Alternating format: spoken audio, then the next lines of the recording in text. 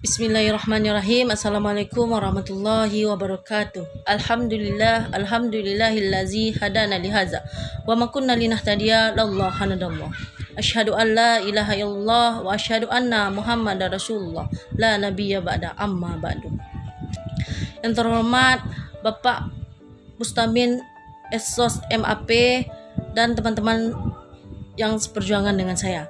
Baik Pak, perkenalkan nama saya Rizky Fadila, NIM 1830203070. Lokal HTN 5C, mata kuliah Hukum Administrasi Negara, Institut Agama Islam Negeri Batu Sangkar, Fakultas Syariah, jurusan Hukum Tata Negara.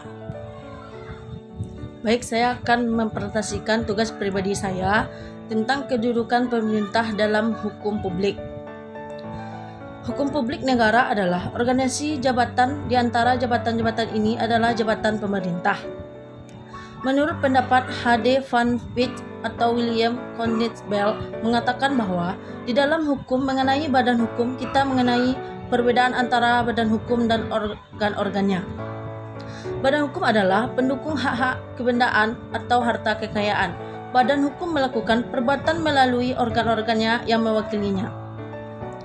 Menurut Indo Harto menyebutkan bahwa lembaga-lembaga hukum politik itu memiliki kedudukan yang mandiri dalam statusnya sebagai badan hukum perdata dan melalui organ-organnya.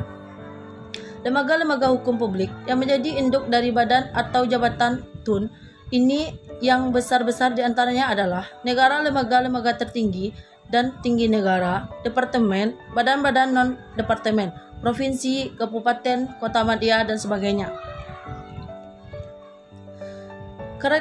Karakteristik jabatan pemerintahan merupakan sesuatu yang tak terletakkan, menyebutkan beberapa ciri atau karakteristik yang terdapat pada jabatan atau organ pemerintahan, yaitu 1.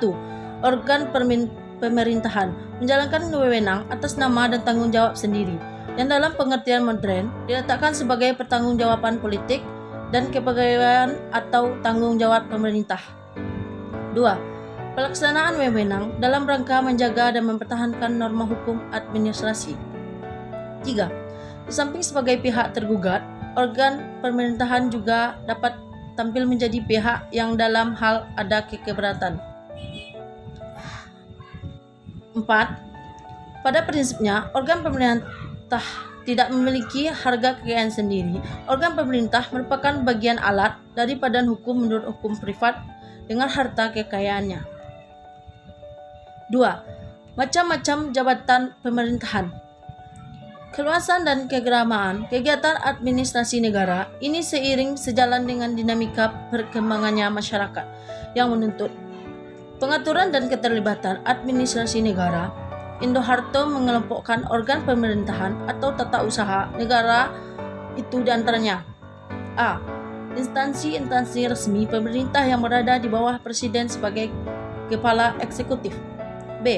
Instansi-instansi dalam lingkungan negara di luar lingkungan kekuasaan eksekutif yang berdasarkan peraturan perundang-undangan melaksanakan urusan pemerintahan.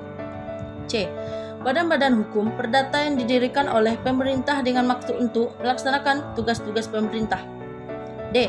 Instansi-instansi yang merupakan kerjasama antara pihak pemerintah dengan pihak swasta yang melaksanakan tugas-tugas pemerintah. E. Lembaga-lembaga hukum swasta yang berdasarkan peraturan perundangan dan sistem perizinan melaksanakan tugas pemerintahan. Dalam literatur hukum administrasi, badan hukum keperdataan dapat dikategorikan sebagai administrasi negara dengan syarat sebagai berikut. 1. Badan-badan itu dibentuk oleh organisasi publik. 2. Badan-badan tersebut menjalankan fungsi pemerintahan. 3. Peraturan perundang-undangan secara tegas memberikan kewenangan untuk menyelenggarakan urusan pemerintahan dan dalam kondisi tertentu berwenang menerapkan sanksi administratif. 3. Kedudukan pemerintahan dalam hukum privat. Badan hukum Rechtsperson adalah kumpulan orang, yaitu semua yang ada di dalam kehidupan masyarakat dengan berbagai pengecualian. Sesuai dengan ketentuan undang-undang dapat bertindak sebagaimana manusia yang memiliki hak-hak dan kewenangan-kewenangan seperti kumpulan orang dalam suatu badan hukum. Dalam kepustakaan hukum dikenal ada beberapa unsur dari badan hukum itu: A.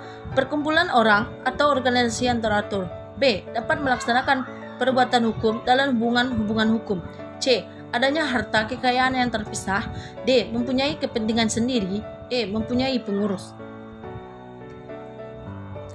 F. Mempunyai tujuan tertentu. G. Mempunyai hak dan kewajiban.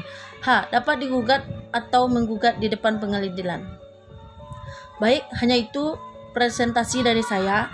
Terlebih dan terkurang saya mohon maaf. Assalamualaikum warahmatullahi wabarakatuh.